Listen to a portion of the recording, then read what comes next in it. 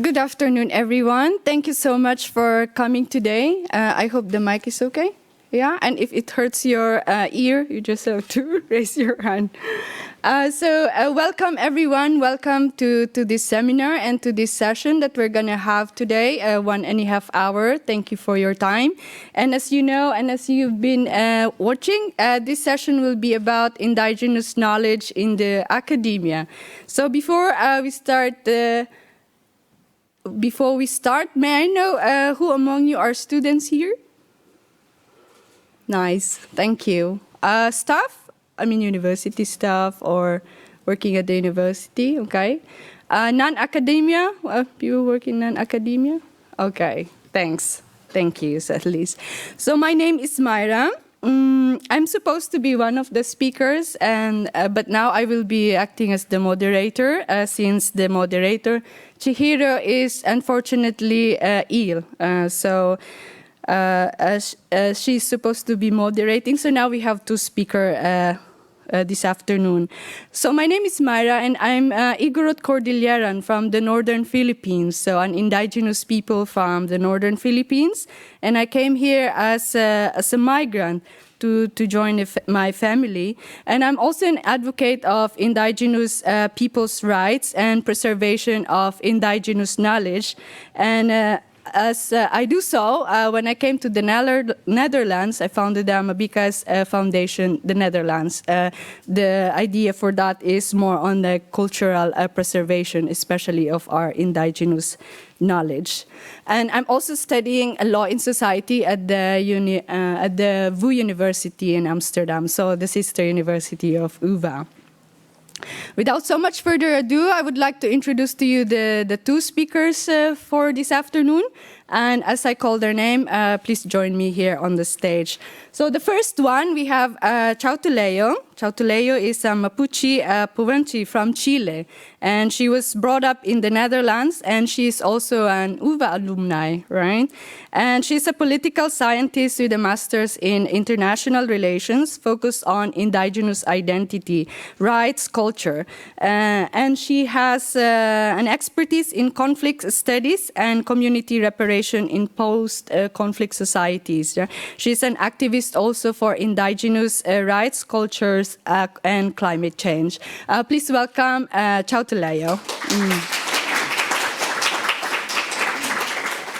Short for Cha, right? Chao. Yeah, Chao. Short for Chao. The next speaker for this afternoon, we would like to call on Willem. Willem, his name is very interesting because his name is Willem Koning. So, Willem has a Kalinja roots. He's actually Caribbean Suriname, right? And yeah, Suriname and Netherlands, so you got a Dutch ancestry as well. He is born in Netherlands, and he is a painter, a musician, an activist as well, who is involved in protecting and studying the indigenous culture of the Americas, as well, or specifically Suriname, yeah? And linguistics. Linguistics, okay, good. So please welcome Willem. Yeah. So as your moderator for this afternoon, I would like to inform everyone that this would be like, it's not informal, but it's kind of like an open discussion about indigenous knowledge in the academia. So later on, after our discussion here, you're welcome to also raise your questions. If you have some questions now, you can also raise now before we go on. So at least we know what to expect. What answers do you want after leaving this room? Anyone? Not yet. Okay. About the dance and the event. Yes, yes. So what do we expect this afternoon is we have like this an hour of discussion about the future of indigenous knowledge in academia, or even like the current scenario. How is it now, right? What does it mean, indigenous knowledge, as compared to Western scientific knowledge, as well as why is it important to have it integrated in the academia, and why does it matter, and how do we do that? And the rest of discussions will flow smoothly, I hope. And after that, we're going to have like maybe a short break, followed by a Q&A for half an hour. And by the end of the the session, we're going to have a maraca dance. That is a ceremonial dance that is supposed to be for healing, right? To be led by Willem. Yeah. Memorial. Oh, memorial dance. Yeah, memorial and healing dance. Okay, so that is it. And welcome once again, and I go to my seat. Yeah.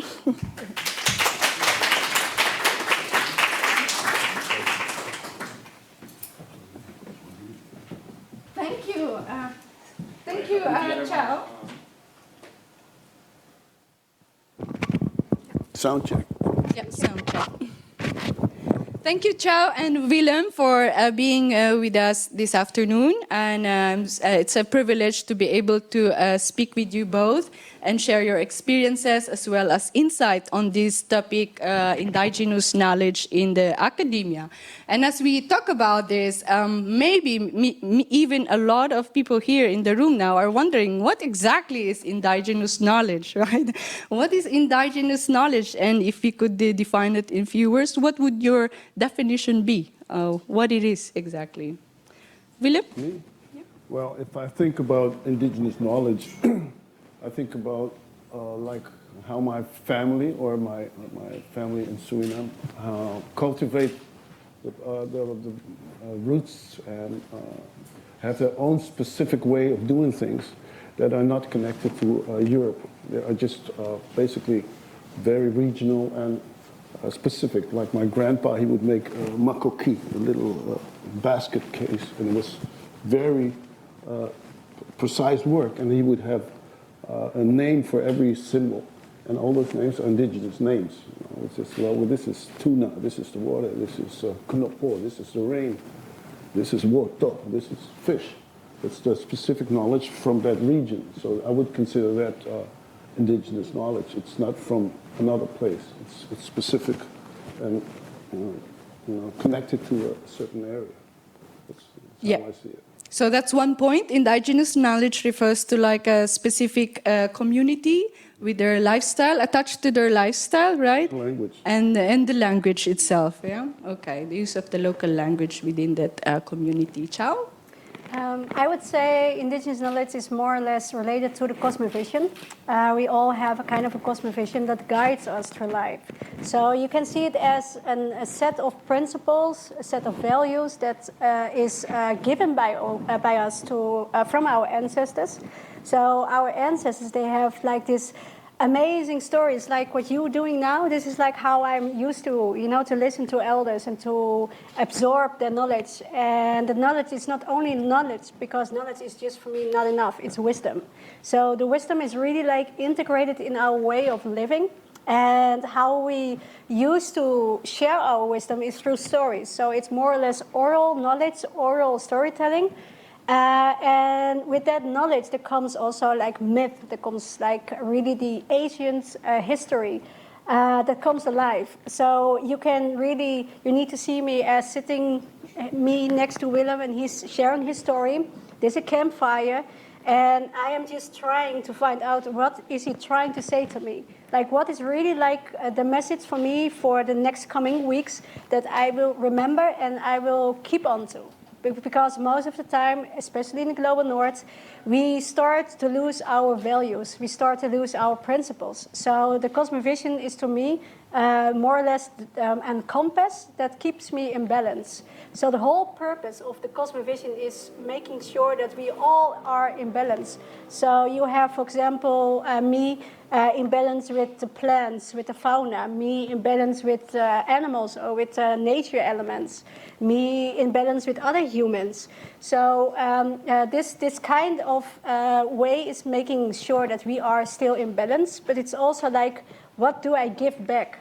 So the ancestors are really like one of the people that provide us with knowledge, but what do I give back? So it's not only sharing and I am receiving, no, I need to give back. So the reciprocity is one of the key elements that is really like part of this indigenous knowledge. So when you think about balance, reciprocity, oral storytelling, and ancestral knowledge, I think this is really like the basics of like what indigenous knowledge is all about. So basically, like, because you talk about cosmovision, so that also entails a connection, right? Connection with nature, connection with the natural things around us, right? And now we are talking about indigenous knowledge, and William gave an example, is that the local language is sort of an indigenous knowledge. I could also give example of our knowledge of traditional medicine in our area. I think, like, for example, the medicinal plants that we use in our area, I think for us, that's also like indigenous knowledge. Like what you've pointed out also, I think one thing that we could think about is like the, how do you say?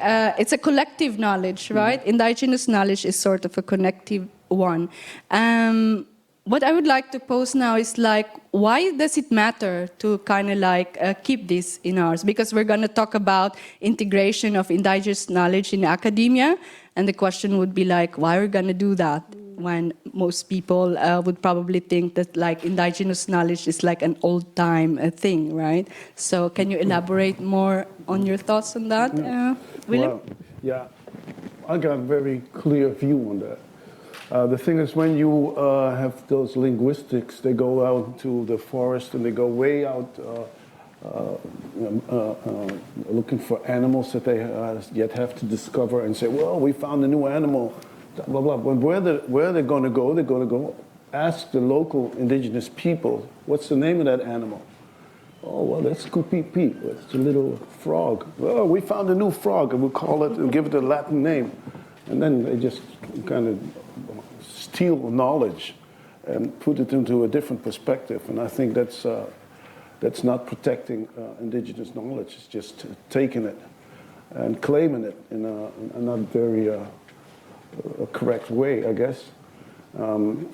Also, you see the word lists where they have specific names, and you see all the native names, and it says unidentified species, unidentified species, unidentified species. At the moment that they're identified, all of a sudden they get a Western name. You see, that's what I think about these things. That's how I think the indigenous knowledge should be respected. It's all about respect.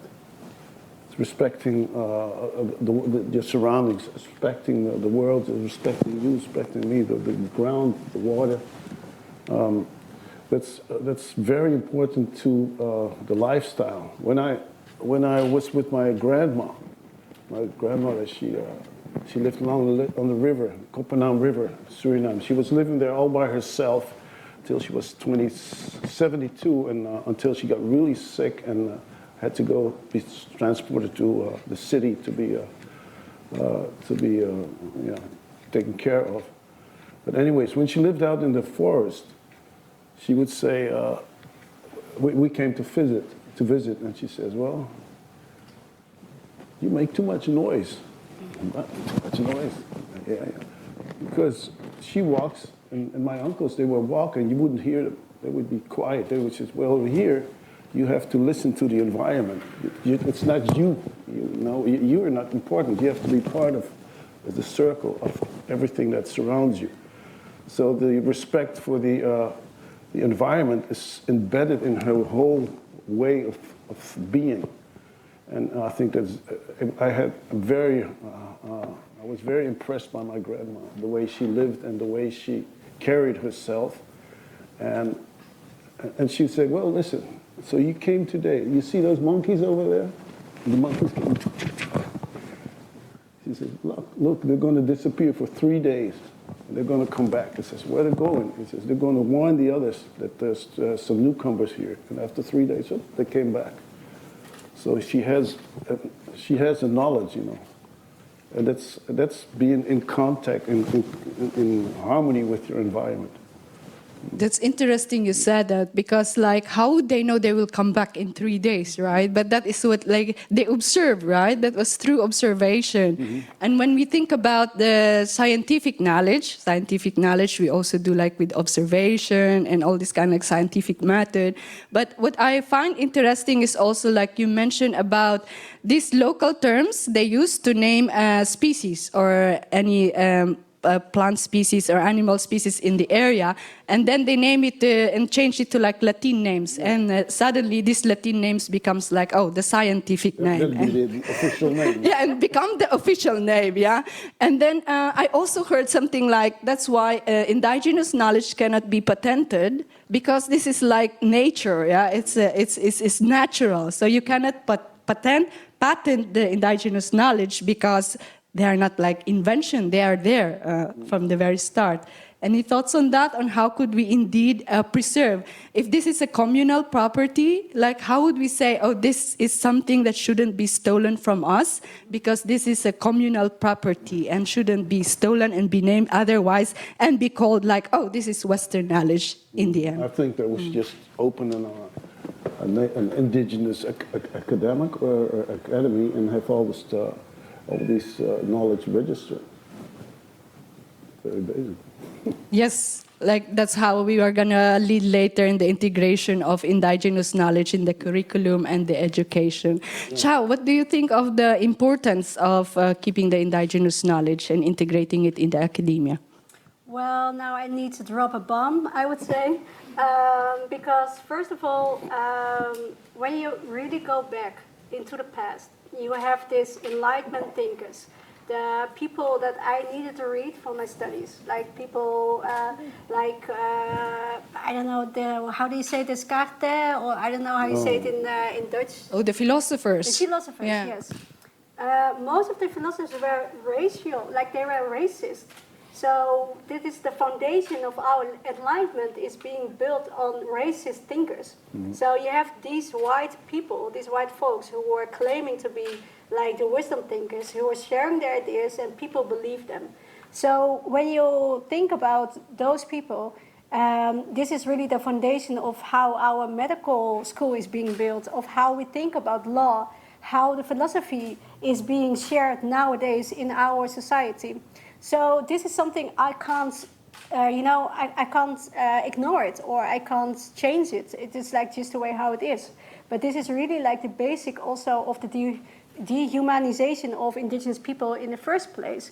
So when you talk with me and I'm in a radical mood, I would say, why should I even integrate this indigenous knowledge, this precious, magical way of thinking into this kind of dirty, like racist white institute? I really don't want to have that there because it's not worth it. It's not worth being shared. I would rather protect this indigenous knowledge, exactly what you say, protect it really close to me, really close to my future children, and I hope that they will protect it and they will guide it, because in those areas, in those institutions, back in the days, they were the people that are responsible for genocide. They were responsible for the total cultural erasures of our indigenous people. So nowadays, I would say, is this still the case? Like now, what are the students of the university are still doing? Like, are they learning? Are they open for their own ethics? Are they open for like having an open mind in terms of what they're learning?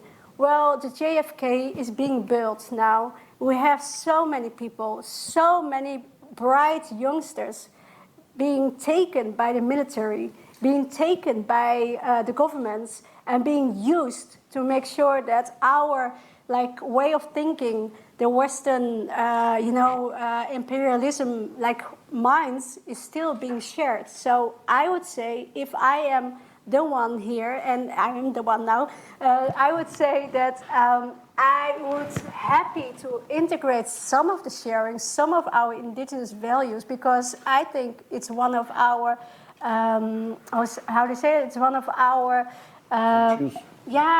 we should guide these youngsters. We should guide them with ethics. When you go to law school and you don't have ethics in your classroom, you don't have ethics in your studies, then you go indeed to, I don't know, do a place, and you create chaos. If you go to, I don't know, one tech school and you're inventing weapons of destruction and you don't have any ethics in your class, then you're going to create more chaos. If you are in, we can go easily to all places where universities are being built, but the university in itself is not really a good place where you get your learnings from.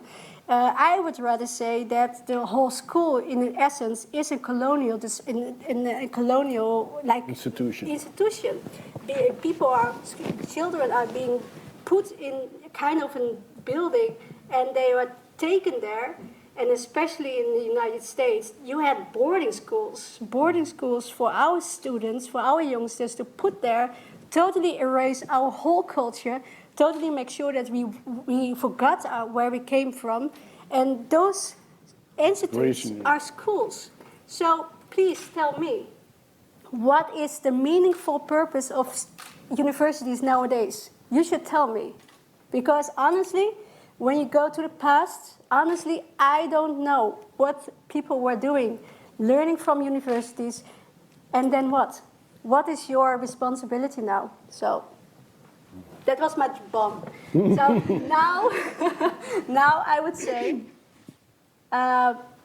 if we have now the chance to swap, to change our future, I would say that we should change it from the inside. So I need to have representation of indigenous teachers. I need to have some students who are really willing to stand next to Willem, to stand next to me, making sure that the university is being changed. Because this is where the power is. So this is where we really can change curriculum, we really can change education, we really can change something that what happened in the past won't happen again. Yeah. Would you also agree that it should also come from within, and not only within the university, but also within ourselves as indigenous people? Because as you have said, we are being colonized, and like the knowledge that we have from where we come from are being erased, right? Because like all this conceptualization from the Western perspective is coming in and changing our history. And I can also remember from our region, when I look back, the history books of the indigenous people are written by foreigners. And I was wondering, why are these written by foreigners and not one single written by indigenous people? So, but from that perspective, I was thinking it could also start from within us, right, as indigenous people. But the problem now is that mainstream, as we go on, the topic is that in universities, as you have mentioned, it's not actually integrated, like indigenous studies is not integrated, unless you probably put it under social development umbrella or the topic, right? International development studies. Yes. Willem? Yeah, I think a reflection of how people, how indigenous peoples are being looked, how people, well, let me rephrase this. How the way people have pictured indigenous people in history books, or try to, represent them in a way that fits their idea. It doesn't work, because when I listen to my grandpa, and I also lived in the States, United States, in Kearney, Nebraska, and Pine Ridge Reservation, in South Dakota. What I have seen there, the way people are looked at by police, by the authorities, it's degrading. I went to buy a sandwich, steak sandwich. Well, I'm sorry, we can't serve you here. So why not? Well, you talk to the manager. Well, talk to the manager. Where is he? Well, he's not here. Well, if you don't leave, I'll call the cops. That's how you're being treated. And they disregard the idea, the concept is not there that there's a people with their own language. They look at the other people as different as Wachichu. Wachichu means that somebody who's stealing the fat of the is eager to eat fat. Even someone is really greedy. That's the word for a white person in the Lakota language. In our language, it's Panaguru. That means a spirit from overseas. I think it should be that knowledge, the way indigenous peoples also look at the outside world, should be integrated in the academic world. It's always looked from the outside looking in, but not from the inside looking out. Yeah.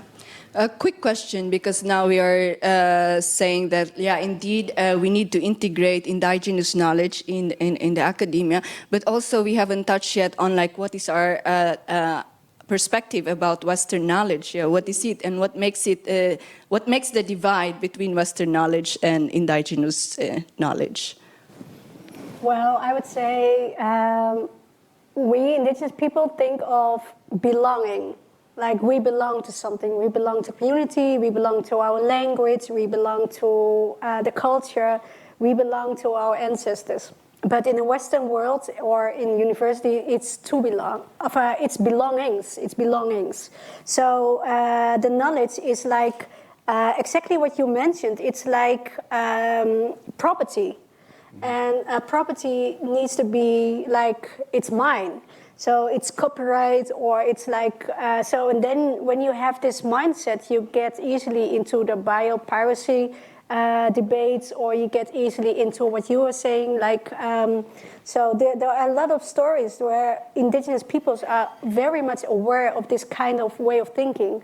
The words from my community to a white person is Winka. It was actually coming from the Incas. The Incas were the enemies of the Mapuche communities because they were also kind of like always starting to fight. So then the white men came, so they thought Inca, Winka. I mean, it is all the same. But when you go to the places where some indigenous knowledge are very much like into contact with the plants and with the fauna, you go to, for example, the Amazon, and there are a lot of indigenous people who are really like trying to make sure that the knowledge is being shared orally. The knowledge is being shared through the language, because the language in itself is already like knowledge. That's a database. It's a database, but they share it in the original languages, so the white person can't have access to that. So they're really trying to find out what can we do to protect ourselves. And that's especially what I have many elders from Mapuche communities, and I always ask questions, and they always ask me, for what purpose is this question? Is this purpose for the university, or is this purpose for you? And I said, well, now this is for the university. Then they say, okay, then the door is closed and I am left alone because they are trying to protect me being used by the universities, being exploited. So the difference between our knowledge is more or less, our knowledge is based on love, it's based on guidance, it's based on respect. You want to help one another out. But the knowledge from universities is based on property, based on trying to get it and trying to make sure that you are the first one to get it, then you get your patent. So I think to me, that's like one of the first differences I think I want to share here, but there are so many others. Yeah, it reminds me of one of our elders. We were talking about money in the that was being introduced into the communities and how things changed. He said in the own language, he says, "Pochomen orayata, kuyaiwa wutong prata uwakai." He says, when I was a little boy, we went to the doctor. If you talk about money, that was very offensive. Money was no issue. It was considered very inappropriate to ask money for treatment. And that just blew my mind because I came from Western world. So everything around here just revolves around making money and whatever section of society. But he said when he was young, it was offensive to offer somebody money. You could give him something else, or you take him out for a walk, or you give him something to drink, but you could not come up with money because he thought that would compromise the treatment. So that indicates a total different value system. Yeah. It's so funny because also with money, you're talking about money. I don't know how much money you all spend for your university year, but it shouldn't be. Like, it should be accessible for all. It should be for free. It should be not even in our mind that we should pay for like education, because education is something that should be free for all, just like health, just like other things. But now we're stuck in the system that you should be paying for your I don't know why we should be paying to buy knowledge, really. Like, when I go back to my elders and I would say that I should pay, I don't know how much it is a year, they would say, you know, why should you go even there? I mean, what is the purpose of, you know, it's no use. Yeah, I totally agree. That's why I kind of also think that it shouldn't be a divide, right? Like the Western knowledge and the indigenous knowledge, what's happening now is like it's having this wide gap. But should this be the case? It should be like they should be blend, right? Because like what you were saying, like indigenous knowledge is like nature, it's the foundation of everything. We talk from values to things to naming animals, but also when it comes to values, like what you have explained, but also from our region, we have this value of, we call it inayan in our language, which means to say, don't harm other people, right? In law, you call that the harm principle, that you shouldn't be harming other people, right? And it's like, but that concept of harm principle is already adopted in all legal studies. But all this actually come from our indigenous knowledge. Every one of us actually have this sense of indigeneity within us, only if we let that out, right? But what I wanted to say is also you touch upon the topic of romanticizing indigenous people and indigenous knowledge, how we portray them in media, how we portray them in education even, how we portray them everywhere around us, and that becomes mainstream, right? And I guess that's the reason why also, like, when people talk about indigenous knowledge, what they think is the people in the caves, or what they think are people wearing, like I don't know, but yeah, but look at us, we are indigenous people, but we are also civilized, right? So I don't know what you think about that, how this mindset could change, because I think there's also a need to kind of like bring awareness more on what it means to be indigenous, so be able to. What you see a lot is that remote areas where people live in, there's all these groups just bringing support items, clothing, introducing new products, washing machines, all kinds of stuff. But the thing is, there's no system to process when it's out of order. Like I've seen it in French Guiana. There was a dirt pile, it was green acid just gushing right into the ground, just polluting the groundwater, the soil.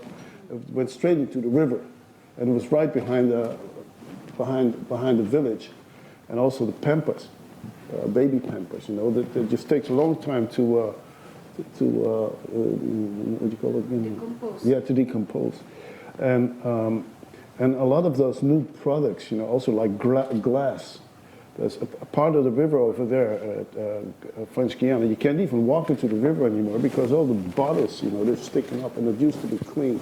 So by introducing new items into a society that's not prepared or is not ready to process it after it's being used, that's a big problem.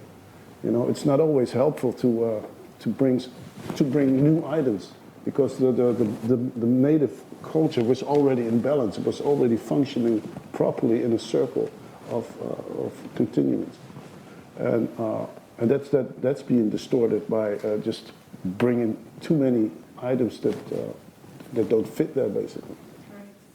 I would say also, like, what I sense now, and it's just also like my feeling, is that I'm always used to talk like from indigenous perspective, but it's always there. So I feel being used sometimes, like, okay, she's there, she's indigenous, she's Mapuche, so she can talk about whatever she wants to. So sweet, so nice, and thank you so much. You're so adorable. Thank you. And then they completely forget, like sometimes the expertise I have on other issues, or the expertise I have, or the capacities, capabilities I have.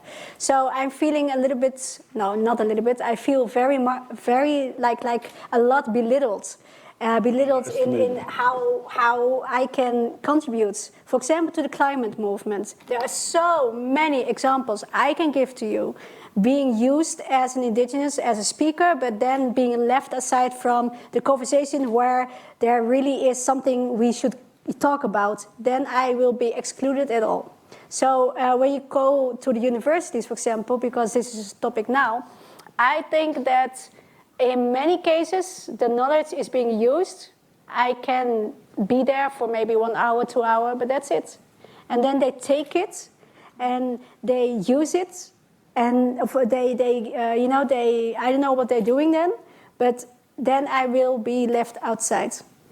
And the romanticization of the indigenous, like wisdom keepers, or I see many slogans like, you should really listen to Indians, or many books from white people, the new shaman, and then they have found that they're doing mindfulness, and then they found out that they're doing shamanism, and then they found out all kinds of things they found out themselves, and they used us as an example, as a source of knowledge, and they go. And they have, I don't know how they do it. I mean, I'm happy, exactly what you say, if they change their lives, if they are really like into creating a better foundation for their lives. Of course, it's good for the good, but don't use us. Don't use us.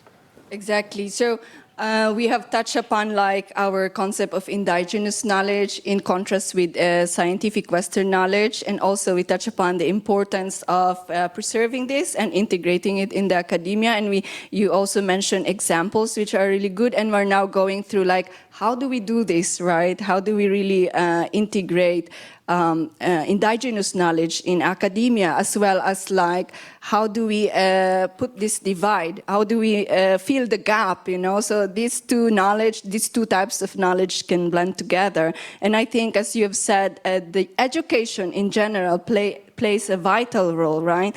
And like what we see now in universities, for example, is that they are more like Western influence, especially, for example. I could just cite a good example when we talk about theories at school. Which theories come out? Like, explain sociology, and what kind of theories do we hear? You mentioned about the philosophers' dualism and everything. Yeah. These are all Western, but there's no concept about... I would say that no one, we can do now a little test. How many indigenous philosophers do you all know? Like, time is running now. Can you raise your hand? Anyone who knows? Oh, good, Bruno. You know one. Yeah, I don't from Brazil. But I have not read much of him, so it's half an example, let's say. Yes. I know him, but I have not read his books yet. Yeah. So if that could be more integrated and used by teachers in schools teaching different theories and different concepts, that would work, right? Yeah, can you imagine how lonely we felt at school? Like we read about this like Spinoza guy or Hume or like the philosophers, but like there's no indigenous, so never. Yeah, also a different look at time, what the concept of time in many indigenous cultures is completely different from the Western way of looking at it. It's a whole, it's just like a totally different thing, It's a day and tomorrow, and in some languages say, where's the future? The future's there. And in most languages say, well, future's there. And they say, no, because the future is what you haven't seen yet, so it's there. That's so nice. But it's actually like 80% of our world's biodiversity is being protected by indigenous people, 80%. So I would say that we should do our homework in getting to know all the wisdom keepers, getting to know the philosophers with an indigenous background, making sure that we keep on reading on them. Because if we don't do that, then the whole destruction and the chaos that was represented by the universities is still continuing right in our face. Yeah, the problem is that we would like to know, for example, for us indigenous or not even indigenous, we would like to know, but then the problem with schools and universities is we don't have this platform where this kind of knowledge will be there to be transferred to the next generation, right? So in the end, it's gonna like being erased. So it's kind of like, that's what we wanted to say, that, oh, why don't we have this in universities? Because it's really important to know them and to be passed to the next generation, right? Yeah, it's also like the way of like how we make, like, for example, being educated is already like different, the way of education in universities than we know from our communities, because I was being educated by elders sitting at a campfire, but also being educated by very youngsters, like young children, are also like big, like wisdom people. Like they sometimes my Children kids is even more wise than I can be. Like but here it's really like this person is like a professor or this person. So the knowledge is built on this person, but it's no intergenerational approach at all. You don't see elders coming to the class. You don't see youngsters coming to the class. So what is the basic then? And then you see the lack of having an intergenerational approach is already there. So the foundation of sharing knowledge is already like lacking from my side. Yep. I have another example. We probably have seen all the hurricanes in the Midwest and over the past years in the United States, Midwestern states, and see how all the houses and all the developments and projects are just being swept away, you know, like without a problem. But when you look at the construction, the houses of the Mandan and the Arikara, they had domes that were halfway underground, and there's no hurricane, no nothing has any effect on it. It was, and they just said, well, you guys have to live in these prefab homes. So they just removed their own homes, you know, under pressure to live in unsafe housing, while their traditional homes were perfectly, they were strong enough to withstand the strongest hurricanes. So that's indigenous knowledge that could be adapted and reintroduced back into the building. To the planning, educational institution. Planning, Before we have a short break in 5 minutes, I think one last question I would like to pose before we have a break is what your thoughts are. For example, if us, do you think it's a good idea to rewrite our history from the perspective of indigenous people? Because like what I've mentioned already, most of the literature, scientific articles about us indigenous are written by foreigners. Would it be an idea to do it from our perspective this time? And what are your thoughts on how we're going to start? Probably in the traditional language. Because in our language, you say, well, penaro yako, karinya kunasan eroia. You have to put it in the traditional language to get the true meaning. And then maybe you can translate it. But if you first start by translating, then you get a story that is not, it doesn't agree with the original meaning, I guess. You have to really go back to the true meaning of how it's put by the elders. Oh, that means to say we have to go back to our elders and really get those stories out, right? And document it and have it they're ready. Or record them, have them speak stories. Yeah. Because they look at the world in a totally different way. They have a different the respect for the environment and for others, and for instance, a man came to one of my uncles, or my wife's uncles, and he was laying in his hammock. And he was a Frenchman or something. He says, well, why are you Indians always sleeping around in your hammock? Don't you guys have work or something? Don't you get a job? He says, well, I'm doing the same thing that you people are doing. What do you mean? Yeah, I'm planning. Planning, yeah, you guys are always planning. Now I'm planning. I'm planning on what time I have to go fishing and where am I supposed to go. I'm not going to sit there from 9 to 5 just because somebody says you have to sit there for 9. I have to go there only when I know that the fish are going to be there. I'm not crazy. Isn't that amazing? They know when the fish is out, right? He says, well, that's when I'm going to go up and do something. I'm not going to do it the way you do, go sit there for 9 hours and then go. Well, I would say when you go to rewrite our history, it would be a story of tears. I would say it would be a story of like intergenerational trauma. I would start with that. I would say honor our like warriors that were being taken by the colonists, that were being shut down, being murdered, being raped. Like those kind of stories we know from our communities, we know. And without romanticizing. And I said many times the acknowledgement of that dark side of history hasn't been shared a lot, because we have the Piet Hein Bridge that was being, I have been talk about this like last Sunday, and the Piet Hein was like one of the most, I would say, criminal guys who were robbing like Bolivia, but still, Bolivia is still being robbed. But when you go to rewrite our history, it's not only about the tears or the traumas, it's also about the myths and the wisdom. And there are so many stories. For example, Lautaro, like Lautaro was a guy, and that gives us also guidance, that gives us strength. I would say that everyone should know Lautaro, and I can easily share you one. Give me 1 minute and I will share it with you. Like if you give me 1 minute before the break, I will share it with you. Okay. Lautaro was a young little kid. He was 9 years old, and he was being taken by the colonists.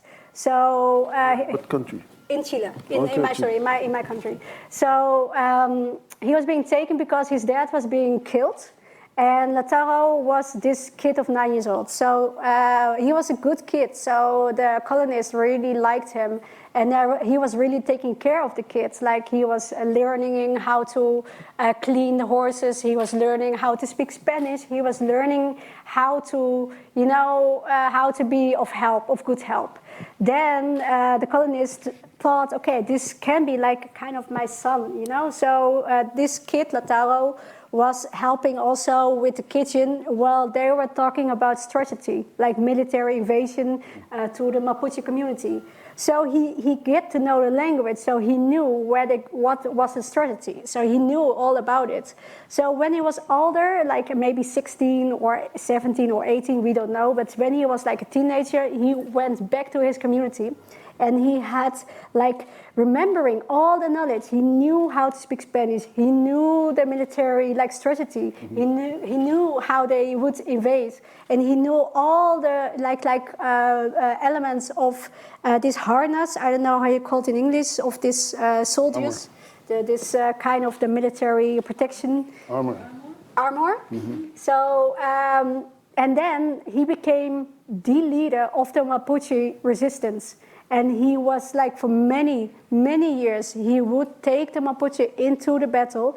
And in this way, the Mapuche were never being colonized by the Spanish people, never, ever. So in this way, you can also rewrite your history. So I can share you a story about the trauma. I can share you a story about the blood and the tears, but I can always share a story about the resistance. So we need to share the stories because, to be honest, I don't like to use the 12th of October, 1492, as a reference point. I'm still trying to figure out what can be the best date for me to include this kind of like resistance moments, not the moment of Columbus, but a moment from our history, from our sides, where you can also align to. And I haven't figured it out, so I need to dive into the history. I need to learn more. I need to find out more myths, more methodologies, more like wisdom, because I'm still lacking out of knowledge here. Well, knowledge is vast. It's like the universe. But it makes you think of what my grandpa said. He says, that village over there where he used to live, he says, it's not called Poica. He said, it's Poica. No, it's not. It used to be Napuicha. Napuidos it's a fruit. He says, well, there was 3 brothers that went there to collect those napi, those fruits, and there was fire, and there were other native peoples that used to live there, the Wirimbo. They knew they lived there, but they had moved deeper into the forest. And those 3 brothers, they came back and said, we really like this place. The place was attracting them. And so they said, well, the place attracts our spirit. So they built a village, and they called it Akarani. Akarani, Akare is your spirit. Yakari, it's also the word jaguar, Yakari. He says, so the place was not Poika, but Akarani. So it was a place that attracts your spirit. So that's the name of the village, and how it became Akarani. And there's also a dark stream behind the village with dark water. And somebody else, he says, well, no, it's called Akarani because it's got black water. So now they're fighting over the name. But they always, so that's the funny thing about truth and wisdom. There's always more sides to a story. And as long as people remember that, then you can have a wider vision of events instead of just accepting what somebody says. Well, this is the truth. Yeah, he's right. Yeah, but you don't listen to somebody else who looks at it from a different angle. You always have to look at it from a circle. Totally. So we all do agree that we have to rewrite our history from the perspective of indigenous people, right? But I kind of like remember also when they say like, oh, Ferdinand Magellan discovered the Philippines. Ferdinand Magellan is Spanish explorer, right? And then when he came to the Philippines, because it was him who said, oh, okay, I discovered Philippines. And then all throughout the history books, it was written he discovered the Philippines. And the Lapu-Lapu, the indigenous person from the Philippines, was forgotten throughout history. He was just like the enemy of Magellan. And this sort of romanticization also like being the Western people being the hero and the indigenous people the enemy, I think this should also be corrected. And indeed, there's a role that we have to play, students, professors, us here in this room. We do have a role to play, a very important role to play. And I hope that our discussion for now has kind of like planted a seed, like an interest to dig further, right? And for us also to know more, and how could we work together to really have the indigenous knowledge integrated in academia. So as we move forward, I think now we have fully transformation here, right? That's so sorry, cool. I didn't have it. Yeah, me too. I just was so heavy bag. Yeah. The future is indigenous, at least this. Oh yes, and mine. Okay, we all come back to our seat, and I hope you have at least a good break and grab a cup of coffee or tea. I also had a nice conversation with Ludwig. Thank you for the time. So as we come back, I think now it's the right time to open the floor for questions from the participants as we move along. And here's the mic.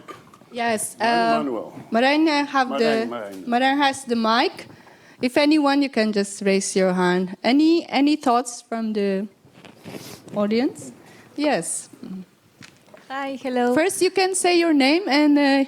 Can you hear me? Yes, right? My name is Catherine. I'm from Peru. I have a question regarding the education and how can we insert our philosophies, like the example that you were giving before. Because I have always this question of how important is to alphabetize new indigenous languages, when at the end it's like trying to put kind of a Western thought, in that. No? Do we really need to create alphabetization in order to our knowledge continue? Is it really important? How can we blend, how can we continue our thoughts and our knowledges without that? Is it possible? Yeah. No? Thank you. Yeah.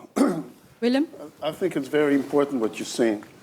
I talked to a friend of mine from Pine Ridge Reservation, and he was talking about how the children were taken to boarding schools and how they lost their language and how we're forced to basically forget who they were and give them different names and being robbed from their own identity. And then later on, he started this immersion school on the reservation. And there was all these kids from the suburbs that came back. And for the first time, they met their own family. They started to hear the language again. And he said it was amazing because there was all these kids that were brought up like Americans. And he said, it was amazing, he says, because some of them, they just said, whoa, Milo, it's like I just discovered I got a face. They just, it's like a bear that went in hibernation for 500 years and woke up and said, whoa, I'm a bear. So it's very important to stick to the traditional language and not necessarily translate it. Because he was talking about the Tiospai, the family, the relationships between the families. He said, and that is very distinct. And also the other groups, you know, like the Hukpapa, the Siston, the Wapaton, Siganju, the different groups.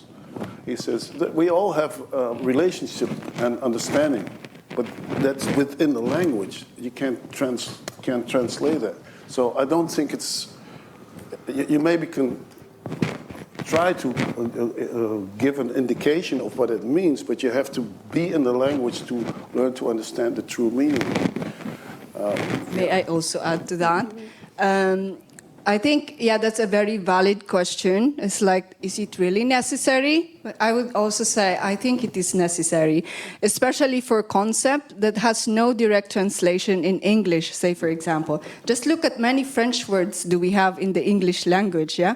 Why do we allow them to be adopted in English? And why cannot we adapt our local language into English? Like, for example, the word Inayan. There is no actually direct translation of Inayan in our local language to English. So why don't we just use Inayan? And this way we could actually also educate other people, like, what does Inayan mean? And that you're kind of blending it back to like the indigenous knowledge. Why can we not do that? Why only French words are acceptable to be integrated in the English language, right? So that's kind of like my point as well, in addition to what you said.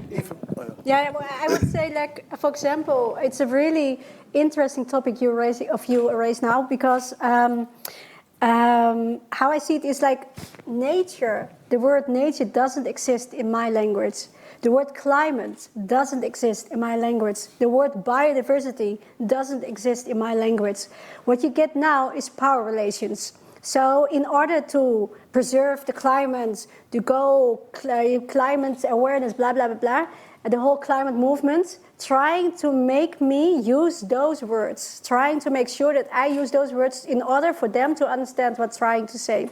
But when you talk about the words, I'm trying to integrate now the two words. You have this word, Intergenerational, and Intergenerational means literally all that lives.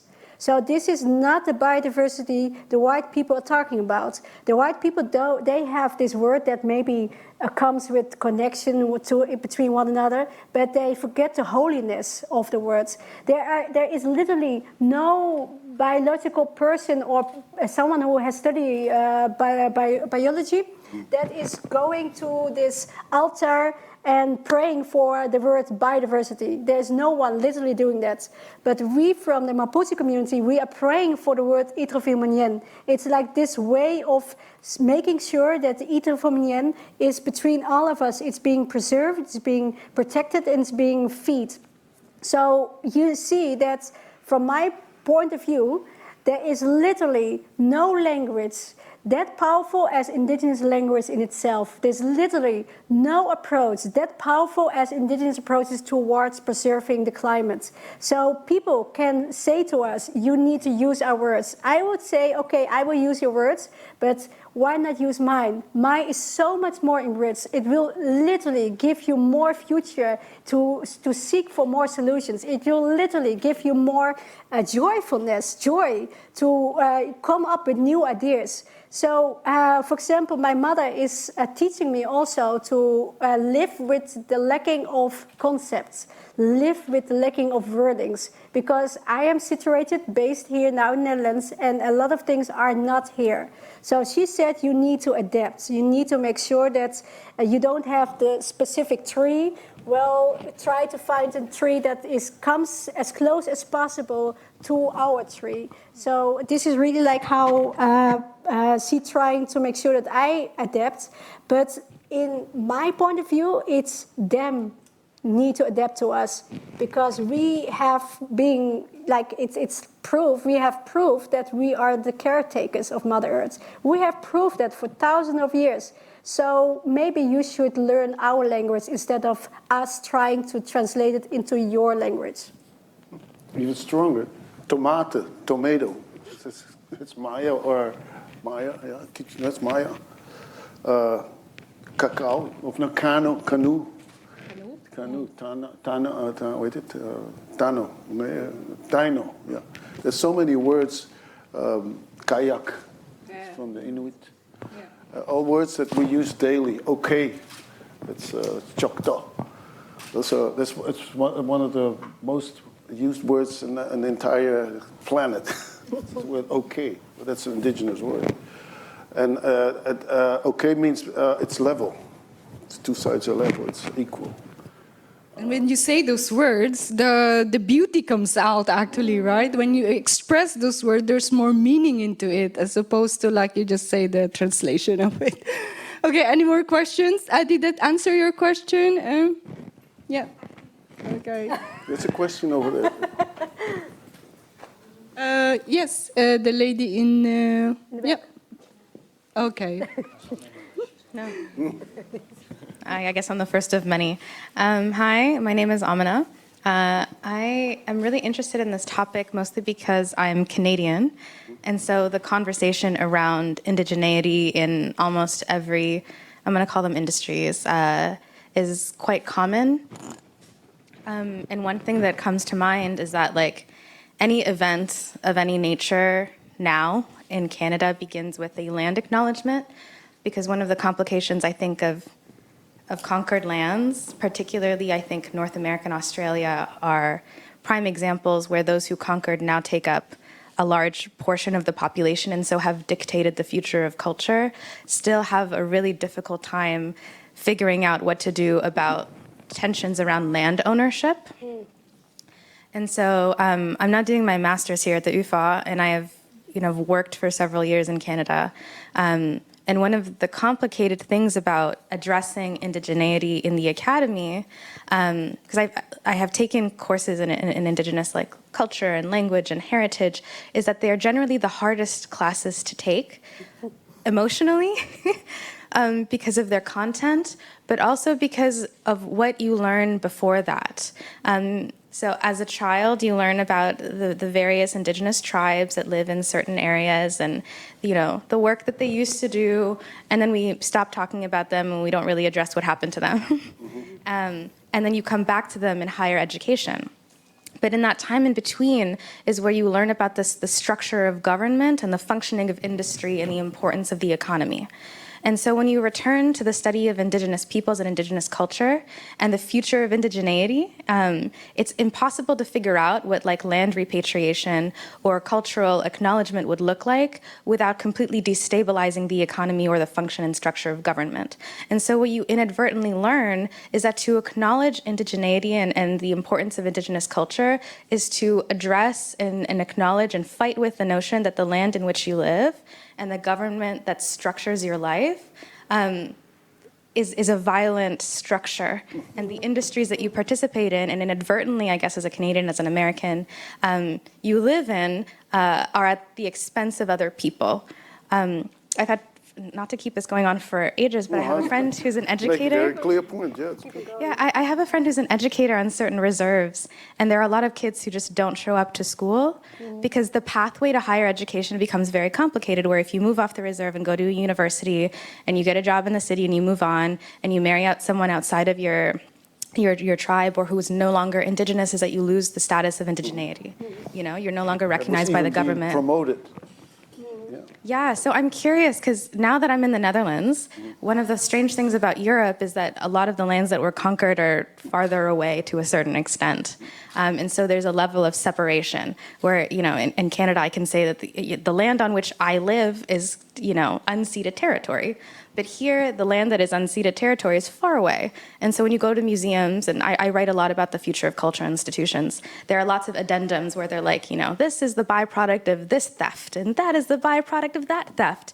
But the relationship and the dialogue that I'm seeing is still rooted in the economics of power, because the justification for European expansion was economic. And so the ramifications of that expansion and this new success is dealt with in economic terms. So here, when I'm learning about the people of Suriname or the people of Indonesia, it's about the consequences of European expansion and the success of the current Netherlands. So there's lots of, you know, thanks to this, we now have this, or like without the sacrifice of 20,000 people, we wouldn't have this today. And so I'm curious about what the future of indigeneity would look like in the academies here that divests to a certain extent from the language of economics and talks instead about, you know, the blood and the loss and the cultural, the socio-political and cultural complications that continue to exist about, you know, the future of indigenous dialogue. If I may just throw a word, I think that's where the colonization of education could come in, because I think you are right in what you said. To be able to integrate indigenous knowledge, you have to kind of like destabilize the whole system, because we are in this lock-in system, you know. We made this throughout history. That's why we came up to this point, right? But I think, yes, the topic of decolonization would be something to be like reserved for another discussion, or also like you can go on with your studies with this concept of decolonization. Willem, any thoughts? Yeah, she's talking about the land titles and land claims and how that works in the United States and in Canada. It's horrible, the way the lands are seized. And I've seen places in Colorado. It was like massive patches of land that had signs on it, posted no trespassing, keep out private property. That was land of the Utes 200 years ago, and it's just barren. Somebody lives out in Florida and just bought it, and it's insane. It's not even being looked after or cared. Nobody's taking care of it. It's just being owned. It's the ownership and possessing of things that's the biggest problem in this whole controversy of the capitalistic world. And I was on Rosebud Reservation, and I bought a little book. No, I talked to somebody, and he said, well, I thought it was a book. I don't know. No, somebody told me about the book. And in the book it said there was an old lady, and there was a preacher or a missionary, someone from the mission talked to her in a meeting, and there was this old lady. And he walked up to her and he says, well, what's the worst thing that we white people brought to you, because they were starting the mission? And she looked at him and he says, well, what do you think? And he started mentioning, you know, guns, or alcohol, whatever, people.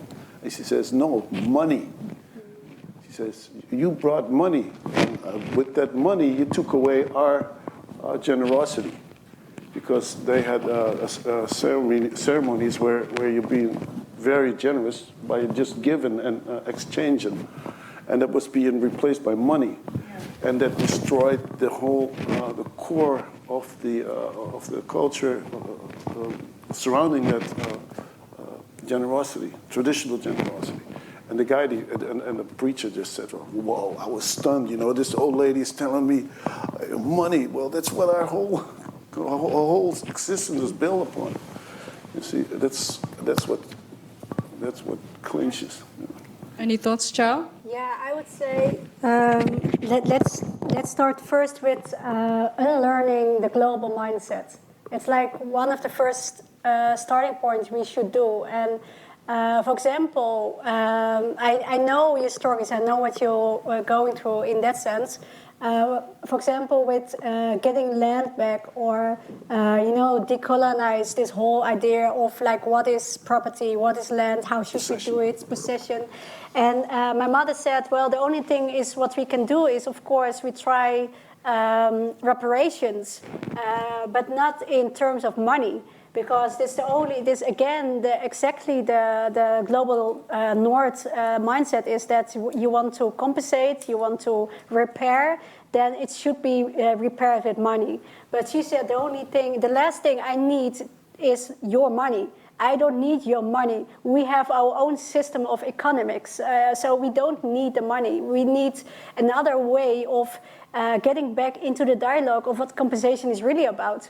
I would say when you go to the universities, there can be a lot of class or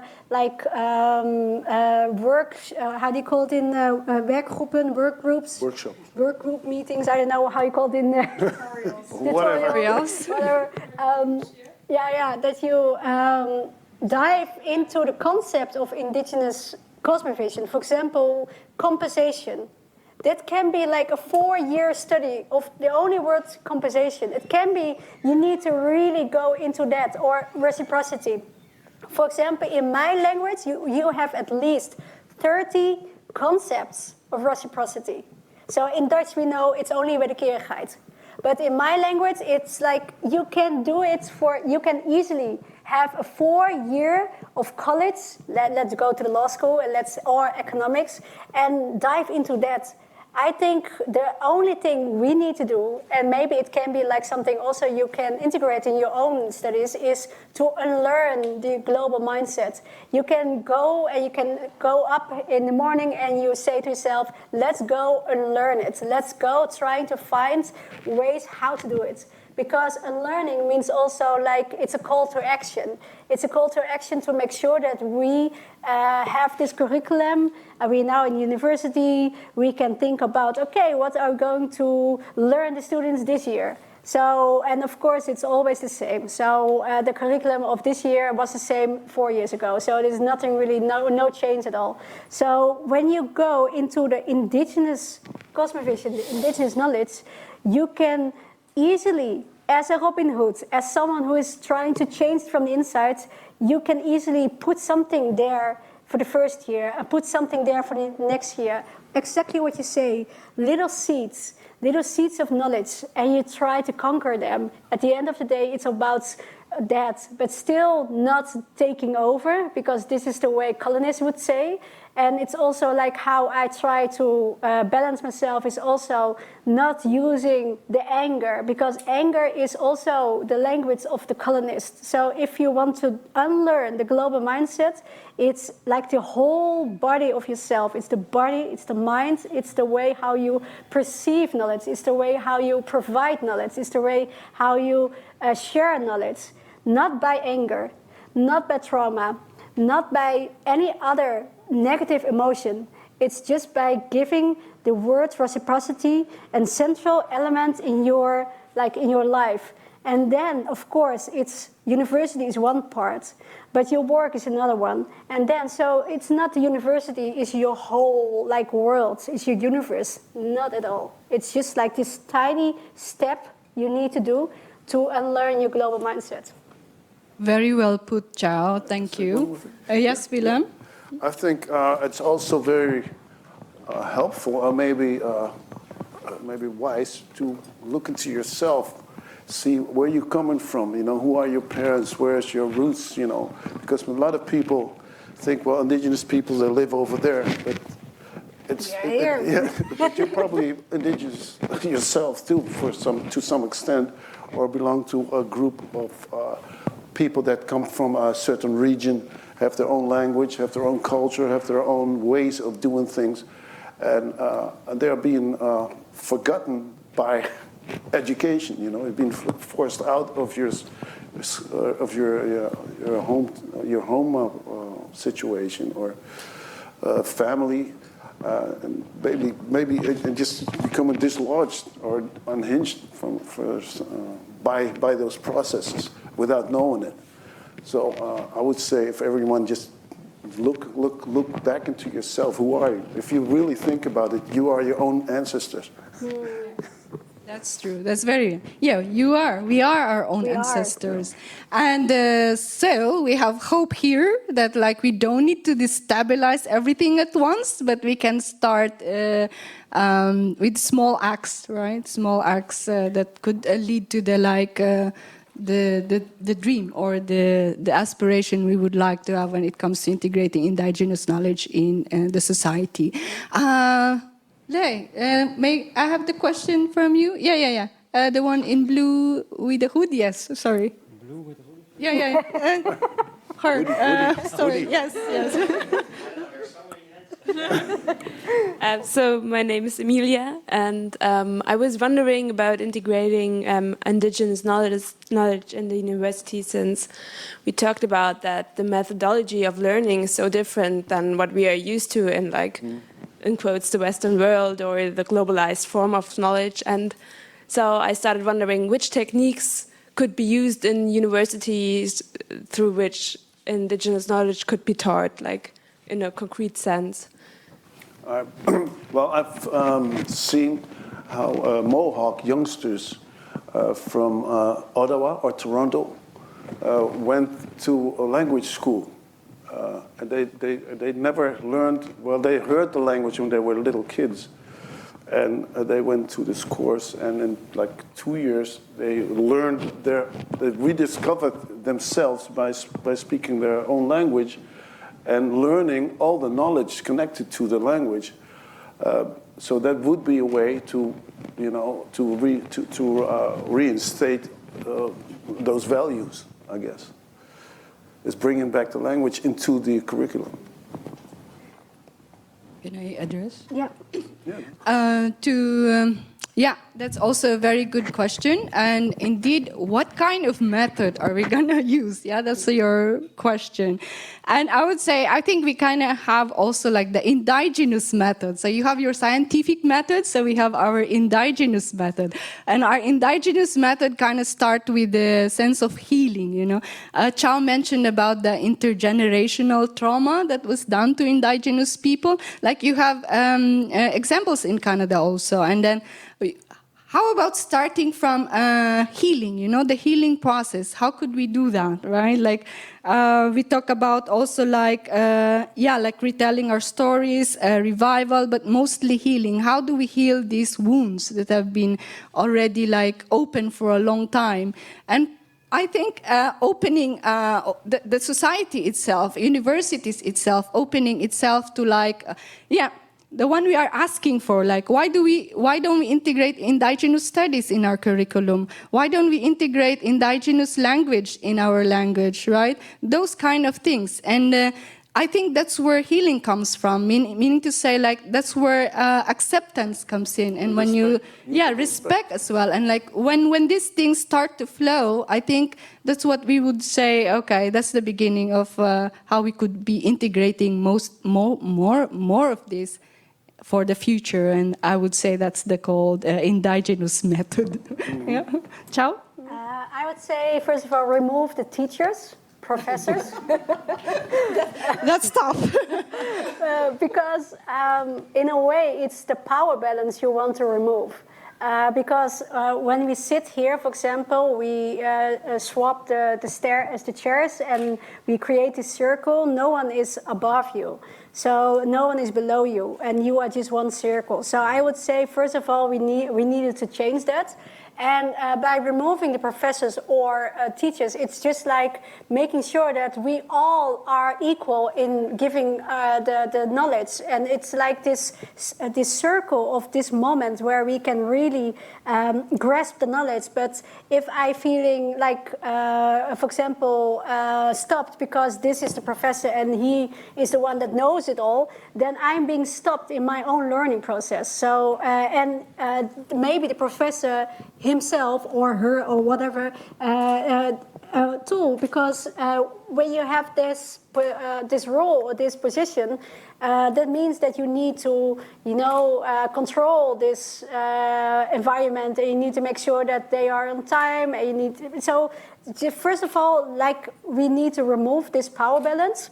And then you can really think of, okay, how can we rechange it? How can we make sure that we understand how you can share knowledge? So then the step one is, what do we give back in order to receive it? So I would say, first of all, we create this circle, and we create this circle where we can first give to Mother Earth, give to all the ancestors, give something first, and then receive our knowledge, education. So it's also about getting permission from our ancestors to at least, get the access to education. So ask for permission. So a lot of students, they are so eager in learning, but eager is also like you want to learn, but that's also like being a colonist of the education. Who says that you get the education? Who says that you have permission for that? So first of all, be humble and ask if you have the permission, maybe for this education. So this way of thinking makes sure that you also respect that sometimes education is not for you, because education is maybe for someone else. Education is for the community. It's not your education. So when you accept that, then the greed in this whole society eventually will be removed. And then, of course, you have so many work methods in terms of group learnings, in terms of because this whole university is also based on your individual learnings, your numbers, what you get, your article, it's your grade, it's your. So it's not us. So there is literally almost no assignment where the us is being represented. So I would say, for example, create the us more, remove the power balance, and first ask permission for your education, give something back for your education, and then we can sit back in a circle and we can do the education. Thank you, Chao. It seems we are running out of time, so maybe we could have one more question before we wrap up. Yes, please. Yeah. Thank you so much for the interesting talk. My question would be if you can share with us the tension, maybe, is if I think of it as a tension, but maybe you don't, between tradition and innovation. And innovation, not of course as getting the new startup and how to make a good business, but how to. I am learning a lot on how, or you are sharing the idea of respecting the cosmovision and hearing the oral tradition from from ancestors. So then, what do they say, or how you experience growing up? This space to novelty, to new ideas. Is this a contradiction, or they coexist? Yeah. Yeah, that's actually a good question, because if you remember, Chao and Willem, when we posted the event, someone commented about what's the relevance of indigenous knowledge when we talk about STEM, like science and technology, engineering and math, right? It was the question. Yeah, that was also how would you, where is the indigenous knowledge here in the STEM, right? So that also ties up with the idea of innovation. Where do we go from here when it comes to that? That makes me think of my grandma. She's always there. She said, well, first they came to us with beads and with whiskey, then with the Bible. And then she warned me, says, well, don't you ever sign anything. Don't sign anything. Because they come here around election time and they want you to sign or whatever. Because after you sign, they come up with the chainsaws and the tractors and anything. And she was right. She was right. The wood concessions came and multinationals. And so novelties can be very intimidating the way they are being sold. You know, they're being sold like sweet cakes. But at the same time, it's a trap. You're being trapped into a situation where you become dependent of that certain process or whatever they're trying to get you to consume or become a customer, because that's what they're trying to do. They're trying to get customers or people to work for them. So there is a very fragile line on what to choose and what not to choose when it comes down to novelties and introducing new ways of doing things to a traditional society. It might disbalance and just confuses the whole structure. Even the casino business on the reservations, when they started bringing that into the equation, getting people, to go gambling, and all of a sudden the people on the reservations, they get $10,000 checks every month. But the next thing, they all get obesity, high blood pressure. They didn't do their ceremonies anymore. They didn't want to talk to anybody. They bought 3 trailers. They just went driving around the country. So the effect of introducing something new has to be very carefully debated on.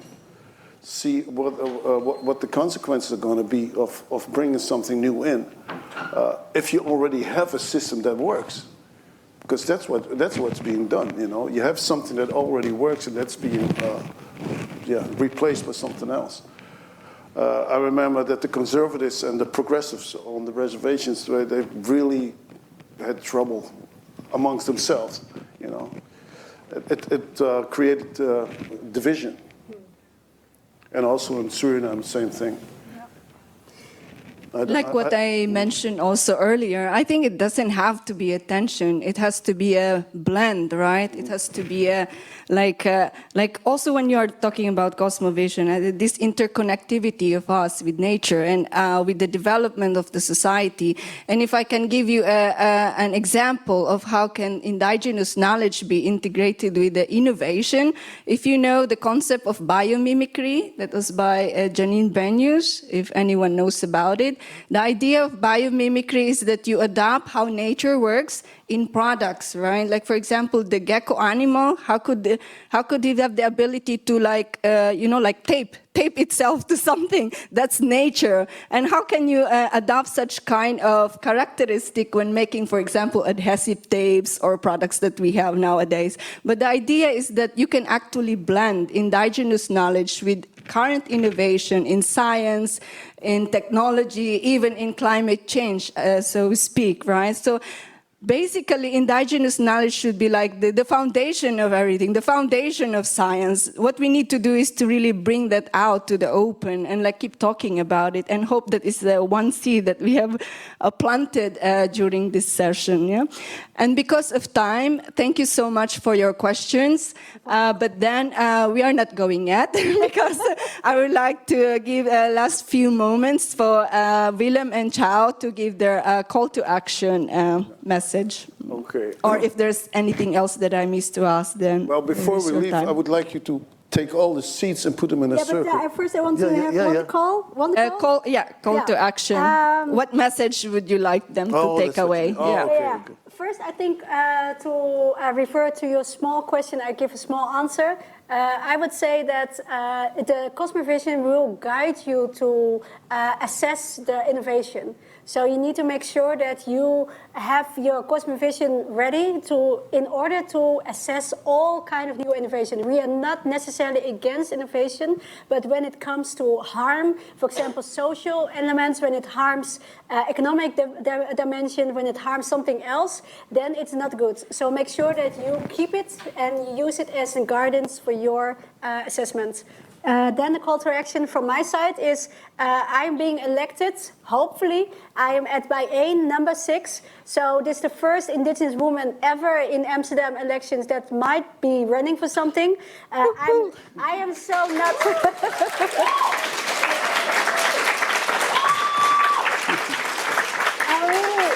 I am the worst PR for myself, so I don't have flyers with me. So the only thing I want to make sure that whatever we are talking about, make sure that I stick to the cosmovision. So I will make sure that one of the key decision making I would bring into the council is the cosmovision. So you see that it's more in depth, it's more enriched, and give me the chance. Yay! Thank you, Chao. Willem? My call for action would probably be just from the academic point of view, just be really selective on what you are being taught on history, and on who's telling it, who's bringing the story. Because when you get the story, try to find out what's the other side of the story. Are other people involved? Other nations? Other segments to the story that you are being fed?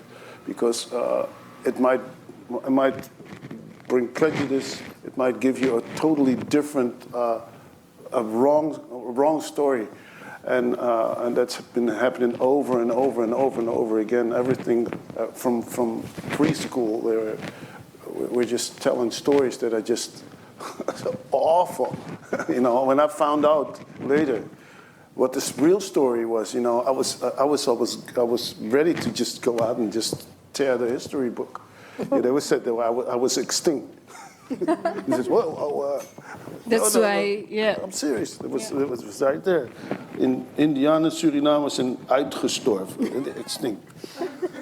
That's why we have to rewrite our history, right? We have to rewrite it. From my part, also, my call to action is I will take it from my conversation with Ludwig, because earlier on he has a point like, yeah, when we start sharing indigenous knowledge, say for example, let's say medicinal plants, when you share it out there, it's also open to more exploitation and more you name it, right? Stealing and so on of intellectual property rights, though we don't call it that one because it's a communal property. But then as a law student as well, I think my call to action for fellow law students out there, and also like for you guys, is that we also try to strive for legal protection for all this indigenous knowledge that we are willing to share and open up out there, right? That there is also like a legal protection for these things, that companies don't just steal it and make money of it and leave nothing to the indigenous people, right? so that will be it. And before we go, there will be like a maraca dance, as we have promised. So Willem will lead us into a maraca dance, right? So again, yeah, before you give yourself a thing, so just to sum up everything, so we would like to rewrite our history. We would like to, be integrated there in the curriculum and education, and also that we would like your help and support, and hopefully that from now on we get to share more and expand our knowledge on this aspect, and more dialogue.